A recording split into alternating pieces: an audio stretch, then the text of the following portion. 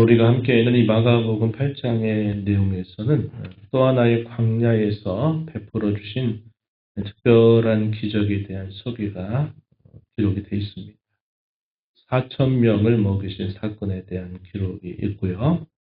그리고 이제 지역을 어디로 옮겨 가시냐면 이 벳세다라고 하는 곳을 거쳐서 예수님이 가이사랴 빌립보로 알려져 있는 곳으로 이제 옮겨 가시게 됩니다. 그곳에서 사람들에게 복음을 전하게 하시고 이 제자들과 나누었던 대화를 통해 예수님이 장차 어떤 길을 걸어가실까 하는 것을 이제 공적으로 말씀하시는 계기가 됩니다. 내용들을 한번 살펴보겠습니다. 오늘 우리가 읽은 말씀 앞부분 1절부터 10절에 이런 내용에서 4천 명을 먹이신 사건에 대한 기록이 소개되는데요.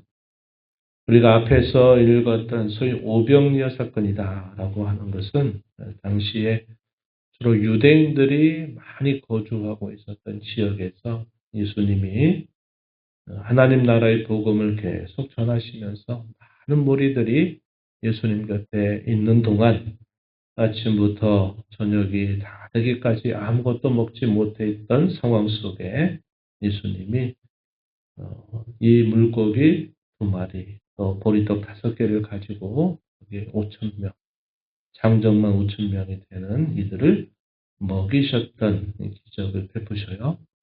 오늘 본문에서 기록되고 있는 이 4천 명 정도 이 광야에서 무려 3일 동안이나 줄였다 그랬습니다. 예수님의 말씀을 듣고 함께 있다가 3일 동안이나 먹지 못하고 줄여 있는 그 무리들을 불쌍히 여기셔서 이번에도 또 그와 비슷한 기적을 예수님이 행하시는데 이때에 주로 이 지역은 데가볼리 지역이다. 우리가 기억하는 그 부근입니다. 이 땅 이곳은 유대인들보다도 이방인들이 다수로 살고 있는 지역에 해당이 돼요. 그래서 어떤 차이가 있느냐? 비슷한 기적이지만 우리가 앞에서 읽었던 기적은 유대인들이 다수 모여있는 그 지역에서 베푸신 기적이고 이번에는 이방인들이 많이 거주하고 있는 지역에서 이와 비슷한 사건을 예수님이 행해 주셨다 하는 것입니다. 제자들에게 예수님이 물으셔요. 이들이 그냥 아무것도 먹이지 않고 보냈다가는 가다가 기진해서 쓰러지겠다 이렇게 말씀을 했더니 이 제자들이 뭐라고 이야기했느냐. 어디서 이 떡을 얻어서 사람들을 먹게 할 수 있습니까? 이렇게 묻습니다. 이들이 만약에 예수님께서 오병이어 사건에 했던 것을 잘 기억하고 있었다면 이 제자들은 어떻게 말할까요? 이렇게 말하지 않았을 겁니다.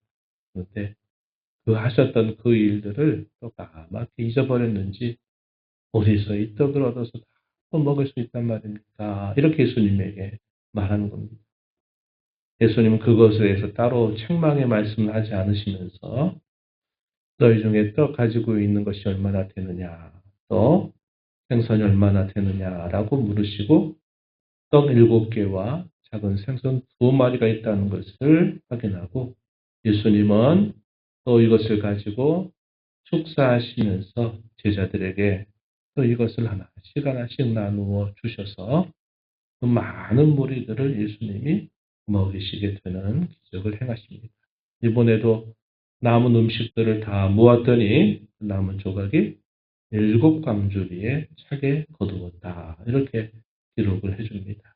역시 이 사건을 통해서 또 이방인들에게 이런 많은 기적을 예수님이 행하시는 일들을 통해서 예수님이 의도하신 것은 그러한 기적을 행하시는 분, 또 그들에게 말씀을 전하셨던 그분을 그들이 믿고 그들의 생애 주님으로 섬기기를 바라시는 그런 목적을 두셨을 것입니다. 그런데 그에 대한 사람들의 반응은 별도로 기록이 되어 있지 않아요. 그리고 그 다음에 이어지는 일이 어떤 일이 있었냐면 바리새인들이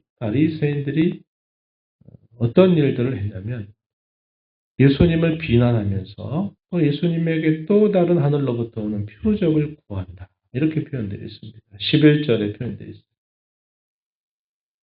왜 그들이 표적을 구할까요? 그가 정말 예수란 사람이 정말 하나님 보내신 사람이 맞나 하는 것들을 의심하면서 또다시 또 다른 기적을 또 요구하는 겁니다. 예수님께서 뭐라고 답변하십니까? 왜냐하면 내가 이 세대가 표적을 구하지만 나는 표적을 행하지 않을 것이다. 이런 말씀을 대답하시고서는 그 자리를 떠나시게 되는 겁니다. 그러면서 이제 배를 타고 다른 곳으로 가셔서 예수님이 가시는 동안에 예수님이 떡을 찾아요. 떡을 찾는 듯 이야기하셨지만 사실 떡을 찾는 게 아니었습니다. 당시 제자들이 이 광야에서 남았던 떡 광주리, 7광주리 중에 그 떡을 챙겨오지 않았던 겁니다. 그래서 배에 올랐을 때 떡 하나밖에 그들에게 없었어요. 예수님이 대뜸 이 바리새인들의 이 누룩, 헤롯의 누룩을 주의하라 하는 말씀을 하시게 됩니다. 여기서 누룩은 우리가 아는 대로 빵가루를 부풀게 하는 그런 것이죠. 그래서 제자들은 대뜸 무슨 생각을 했냐면 우리가 그 광야에서 가지고 온 떡이 하나밖에 없는데 이거 어떻게 하나? 예수님이 또 먹을 것을 찾으신 모양이다. 이런 생각을 했던 겁니다. 여기서 예수님이 이들을 책망하시게 돼요. 그 책망하신 내용이 뭐냐? 17절에 보니까 어찌 떡이 없으므로 수군거리느냐? 아직도 알지 못하며 깨닫지 못하냐? 너희 마음이 둔하냐? 눈이 있어도 보지 못하고 귀가 있어도 듣지 못하냐? 기억하지 못하냐? 그러면서 오병이어의 사건, 또 4천 명을 먹인 사건을 하나하나 예수님이 다 물으신 겁니다. 예수님이 하신 말씀은 먹는 것을 두고 하신 말씀이 아니었다는 겁니다. 예수님은 이 바리새인들의 누룩, 헤롯의 누룩이라 할 때 이 누룩은 잘못된 교훈, 거짓된 교훈들을 예수님이 빗대어서 하신 말씀이었습니다. 그래서 예수님이 이들을 책망하시게 되는 그러한 사건이 일어났다고 소개해 주고 있어요. 예수님 곁에서 늘 함께 하지만 예수님이 하신 일들을 얼마나 자주 그들이 잊어버리고 생각지 못하는가 하는 것을 단적으로 보여주고 있는 겁니다. 우리의 생각에는 어떻게 또 그렇게 금방 잊어버리나 싶은데 사실상 우리가 매일 일상에 젖어 살다 보면 우리가 경험하고 우리가 깨닫는 많은 것들도 얼마나 순간순간 쉽게 잊어버린지 몰라요. 어떤 상황 속에 빠져들게 되면은 우리가 이렇게 그 사실들을 잊어버리고 살 때가 너무나 많다는 겁니다. 은혜에 대한 망각, 주께서 우리에게 베풀어 주신 일들에 대한 망각, 이런 것들이 우리에게 쌓이게 되면은 또다시 잊어버리고 또다시 생각지 못하는 그런 일들이 대단히 많다 하는 것을 알게 됩니다. 우리가 이 세상에 대한 많은 생각들, 또 우리가 여러 많은 염려와 근심들이 몰려오게 되면 그 잊어버림은 더 급속하게 이루어져서 우리가 주께서 어떤 은혜를 베푸시는지, 주님이 누구신가를 쉽사리 또 망각하게 되는 일들이 따라온다고 하는 겁니다. 그래서 우리가 이런 부분들을 늘 조심하고 늘 살피지 않으면 우리도 이 제자들과 같이 둔해질 수 있다 하는 것을 배울 수 있는 것입니다. 그리고 예수님은 이제 지역을 옮겨가셔요. 달마누다 지방으로 옮겨가시고 달마누다를 거쳐서 예수님이 벳세다로 들어가시고 이 벳세다 지역에서 어디로 또 옮겨가시냐면 가이사랴 필립보라고 하는 지역으로 옮겨가시게 됩니다.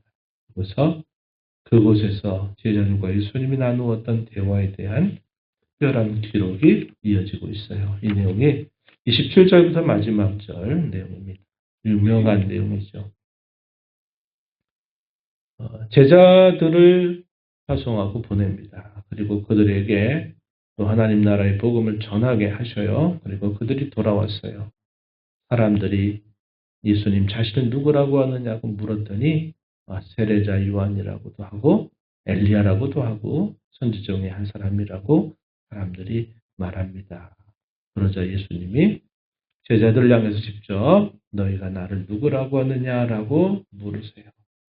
그랬더니 베드로가 주는 그리스도이십니다. 이렇게 표현했습니다. 당신은 그리스도이십니다. 메시아이십니다. 이렇게 고백을 하게 됩니다. 마태복음에서는 여기 하나가 더 자세하게 기록하죠. 주는 당신은 그리스도시요 살아계신 하나님의 아들이십니다. 그래서 예수님의 두 본성, 하나님 되심과 또 구주 되심 이것을 인정하면서 그리스도께 대한 최초의 신앙 고백이 소개됩니다. 그러자 이 일들에 대해서 예수님은 사실상 그를 칭찬하셨는데 이 마가복음은 그 내용들을 기록하지 않았어요. 그리고 예수님께서 장차 가신 일들에 대하여 고난받고 죽임을 당하고 사흘 만에 살아나리라 하는 이런 말씀을 처음 공개적으로 말씀을 하셨더니 이 베드로가 붙들고 항변했다 그랬습니다. 그 항변 내용은 어떤 내용입니까? 이런 일이 당신에게 닥치지 않을 겁니다. 이런 식의 이야기를 한 것입니다. 그랬더니 예수님께서 어떻게 하세요? 책망하세요. 책망하시면서 사탄아 너는 내 뒤로 물러가라. 너는 사람의 일을 구하고 하나님의 일을 구하지 않는다. 이렇게 예수님이 말씀하시게 됩니다. 베드로를 향해서 사탄이라고 부르는 것. 복음서에서 유일하게 등장하게 되는 그런 아주 심한 책망의 내용이 되는 겁니다. 그 말은 무슨 말일까요? 그가 하는 생각, 그가 말하는 것, 그가 행하는 태도는 하나님께서 바라고 원하시는 그분의 뜻이 아니라 네가 하는 것은 다분히 인간적이고 너 자신 중심의 생각일 뿐이다 하는 겁니다. 겉으로는 주님을 위한 것처럼 하지만 결국은 그건 하나님의 뜻이 아니다 하는 사실을 이 하나님의 일과 사람의 일을 대조하시면서 말씀하셨습니다. 그리고 예수님은 나를 따라오는 참 제자의 길은 자기를 부인하고 자기 십자가를 지고 나를 따르는 것이다. 이렇게 말씀을 하신 겁니다. 제자들이 볼 때는 좀 다소 충격적이었을 겁니다. 예수님이 베드로 향해서 그렇게 심하게 말씀하신 것도 충격이고 또 예수님이 또 나를 따라 오려면 이렇게 말씀을 하셨을 때 이게 무슨 말씀인가 했을 거예요. 왜냐? 그들은 3년 가까운 시간 동안 예수님과 늘 함께 먹고 자고 함께 생활을 해왔던 특별한 그런 삶을 살아왔던 사람들이에요. 그래서 제자들이 볼 때는 아니 우리가 늘 예수님 곁에서 이것저것 수행하고 다 하고 예수님과 함께 다 따라서 여기까지 왔는데 무슨 말씀인가 아마 서운하게 생각했을지도 몰라요. 그런데 여기 사실 예수님의 말씀은 어떤 말씀일까요? 진정으로 주님의 제자로서 그분을 따르는 것은 그저 함께 있는 것 그 자체만으로는 아니다 이 말이에요. 주님을 진정으로 따라가는 것은 바로 여기 주께서 말씀하신 것처럼 자기 부인이 없이는 결코 따라갈 수 없는 길이다. 또 자기의 십자가를 짊어지고 따르지 않으면 역시 따라올 수 없는 길이다 하는 사실을 가르쳐 주신 겁니다. 그리고 예수님은 그 십자가를 향한 걸음을 직접 보이시면서 그 일을 행하셨어요. 훗날에 제자들이 예수님의 말씀이 바로 그게 아니었구나.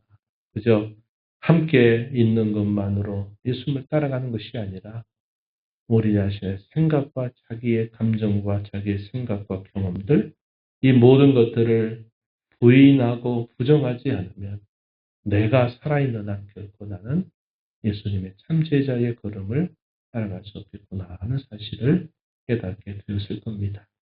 오늘 우리의 신앙생활이 어떤 신앙생활일까요? 오늘 말씀을 통해서 두 가지를 우리가 생각하면 좋으리라 여겨집니다. 하나는 하나님의 은혜에 대한 망각, 늘 우리가 조심하고 경계하는 신앙의 걸음을 거져야 되겠고, 그럴 되겠고, 또 하나는 우리의 신앙생활은 우리 자신의 일을 버리고 하나님의 일을 끊임없이 구하는 신앙생활이 되겠다 하는 것을 우리가 배우게 됩니다. 이런 교훈을 마음에 새기면서 남은 생에 주님을 참 제자로서 따라가는 저와 여러분이 되기를 바랍니다. 하나님 아버지 감사합니다. 이 새벽 시간에도 저희들을 깨워주시고 또 새날 새 시간 주 앞에 나와서 찬양하며 저에게 주시는 말씀을 또다시 읽고 교훈받게 하심을 감사드립니다.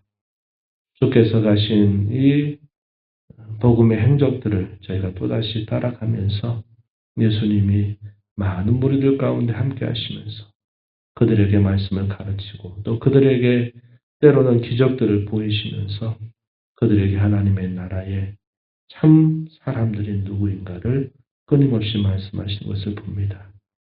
저희가 이 땅에 살면서 주께서 베풀어 주신 일, 주님이 누구이신가를 상황 때문에 잊지 않도록 저희들이 영적으로 총명한 자들이 되도록 인도해 주시오며 저희가 주님의 은총을 아는 자들로서 주님을 따라갈 때에 사람의 일을 구하는 것이 아니라 하나님의 일을 언제든지 구하며 살아가는 저희들의 삶이 되도록 주장하여 주옵소서.